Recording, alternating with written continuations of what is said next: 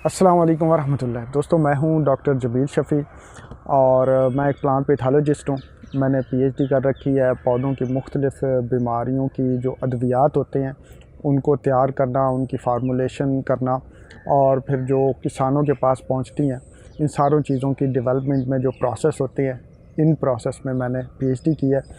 और आइंदा से आप मुझे देखेंगे किसान न्यूज़ टीवी पे मैं पौधों की मुख्तलिफ़ बीमारियों और उनके इंसदाद पे बातचीत करूँगा।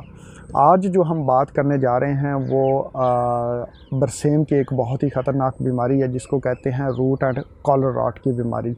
इसमें होता क्या है कि पौधे की जो बरसेम है उसका पौधे जो है वो नीचे से गलना सड़ना शुरू हो जाते हैं।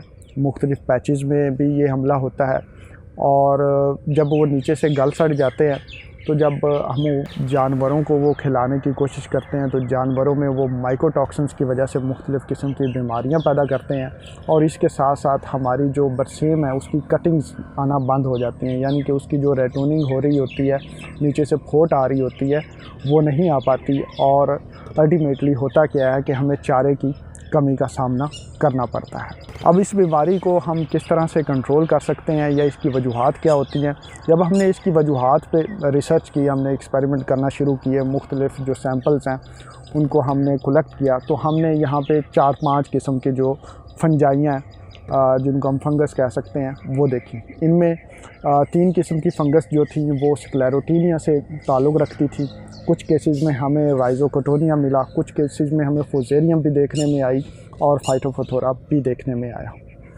अब जब ये बीमारी आ जाती है तो इसका कंट्रोल इंतहाई मुश्किल होता है। चंद एक चीज़ें हैं जो हम मद्देनज़र रखते हुए जिनको हम अपने अगर उनका ख्याल रखें तो इस बीमारी को अच्छी तरह से कंट्रोल कर सकते हैं। उनमें बुनियादी चीज़ ये है कि जब आप बरसेम को काश्त करने लगें तो उस वक़्त एक ऐसी वैरायटी का इंतखाब करें जिसमें क़ुव्वत मुदाफ़ियत हो। हमारे सर्वे के मुताबिक ये देखा गया है कि जो हमारी बरसेम है, हाड़ू बरसेम जिसको कहते हैं, जो लंबे अरसे तक चलती है, उसको कुछ इलाकों में काली बरसेम भी कहते हैं, उसमें ये बीमारी ज़्यादा हमलावर होती है। और दूसरा ये देखा गया है कि ऐसी ज़मीनें जहाँ पे मुसलसल बरसेम काश्त की जाती है और पिछले सालों में ये बीमारी वहाँ पे आई हो, वहाँ पे अगर दोबारा बरसेम काश्त की जाए तो भी ये वहाँ उन खेतों में बीमारी का हमला ज़्यादा देखने में आया है। तो बुनियादी तौर पर यह है कि आप बरसेम की ऐसी किस्म का इंतखाब करें जिसमें क़ुव्वत मुदाफ़ियत हो और ऐसी इक़साम मार्केट में मौजूद है।